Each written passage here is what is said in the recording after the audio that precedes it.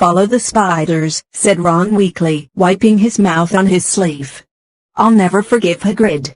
We're lucky to be alive." "I bet he thought Arrogant wouldn't hurt friends of his," said Harry. "That's exactly Hagrid's problem," said Ron, thumping the wall of the cabin. "He always thinks monsters aren't as bad as they're 280 made out, and look where it's got him. A cell in Azkaban." He was shivering uncontrollably now. What was the point of sending us in there? What have we found out, I'd like to know? "That Hagrid never opened the Chamber of Secrets," said Harry, throwing the cloak over Ron and prodding him in the arm to make him walk. "He was innocent." Ron gave a loud snort. Evidently, hatching Arrogant in a cupboard wasn't his idea of being innocent. As the castle loomed nearer, Harry twitched the cloak to make sure their feet were hidden, then pushed the creaking front doors ajar.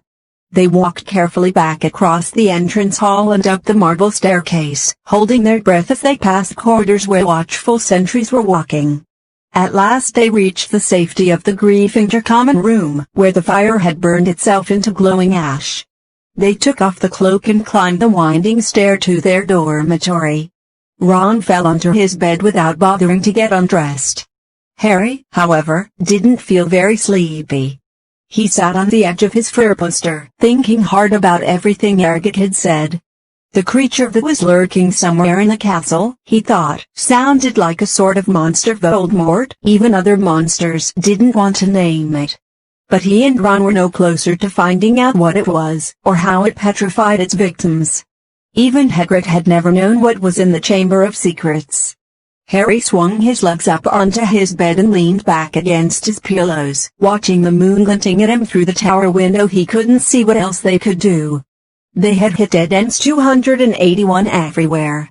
Riddle had caught the wrong person, the heir of Slytherin had got off, and no one could tell whether it was the same person or different one who had opened the chamber this time. There was nobody else to ask. Harry lay down, still thinking about what Arrogant had said. He was becoming drowsy when what seemed like their very last hope occurred to him, and he suddenly sat bolt upright. "Ron," he hissed through the dark. "Ron!" Ron woke with a yelp like Fangs, stared wildly around, and saw Harry. "Ron, that girl who died." "Arrogant said she was found in a bathroom," said Harry, ignoring Neville's snuffing snores from the corner. "What if she never left the bathroom? What if she's still there?"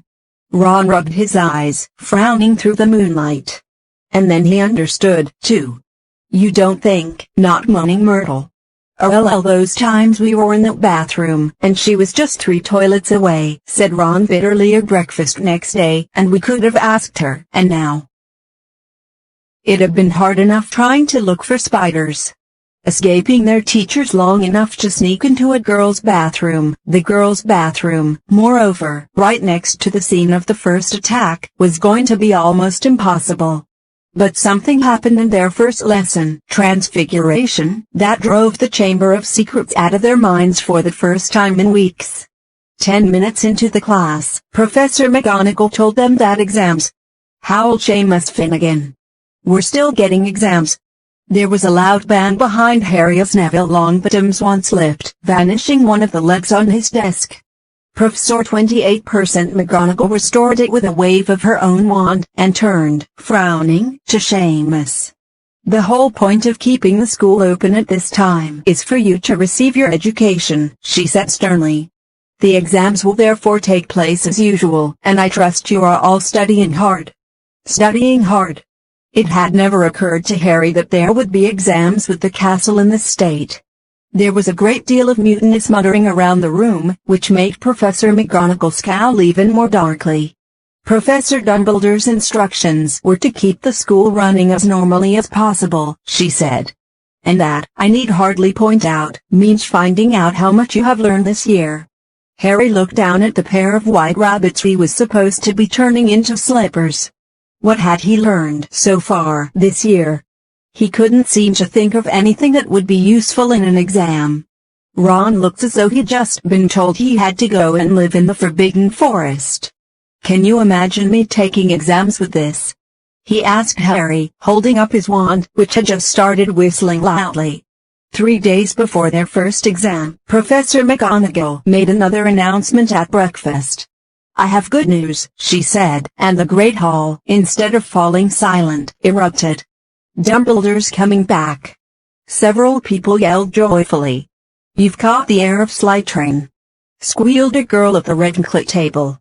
284 Quidditch matches are back on, roared Wood excitedly. When the hubbub had subsided, Professor McGonagall said, "Professor Sprout has informed me that the mandrakes are ready for cutting at last. Tonight, we will be able to revive those people who have been petrified. I need hardly remind you all that one of them may well be able to tell us who, or what, attacked them. I am hopeful that this dreadful year will end with our catching the culprit." There was an explosion of cheering. Harry looked over at the Slytherin table and wasn't at all surprised to see that Draco Malfoy hadn't joined in. Ron, however, was looking happier than he'd looked in days.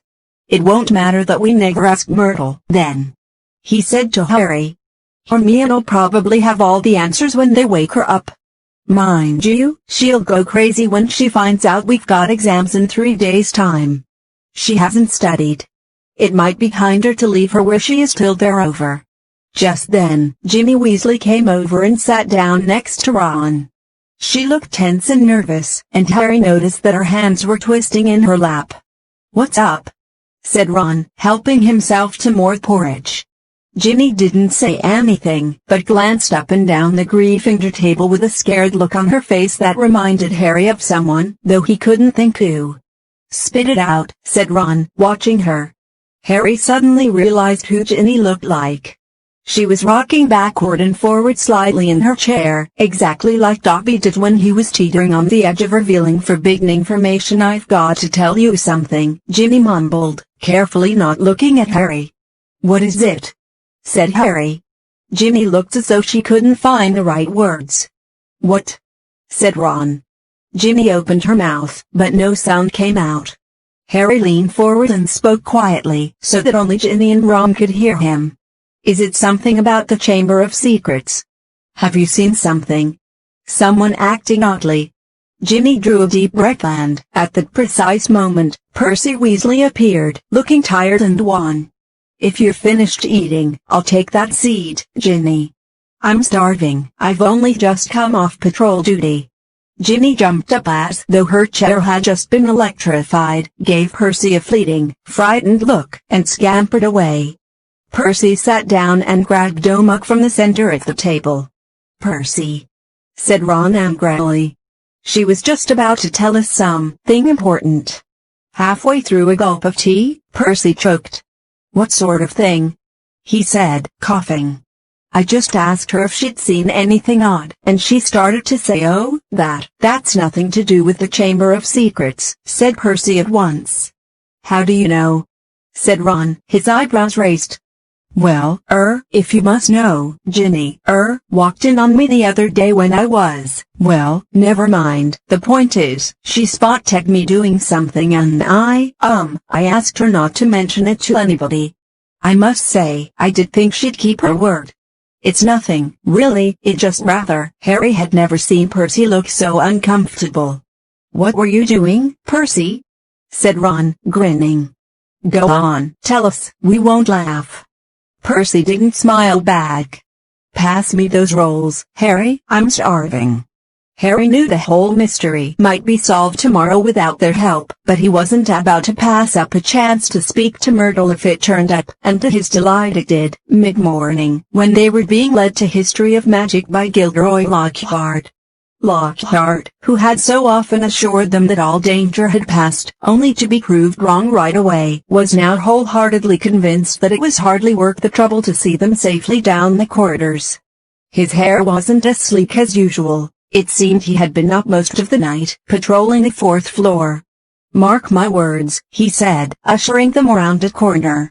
"The first words out of those poor petrified people's mouths will be 'It was Hagrid.' Frankly, I must doubt it. Professor McGonagall thinks all these security measures are necessary." "I agree, sir," said Harry, making Ron drop his books in surprise. "Thank you, Harry," said Lockhart graciously while they waited for a long line of Hufflepuffs to pass. I mean, we teachers have quite enough to be getting on with, without walking students to classes and standing guard all night. That's right, said Ron, catching on. Why don't you leave us here, sir? We've only got one more quarter to go. You know, Weasley, I think I will, said Lockhart. I really should go and prepare my next class.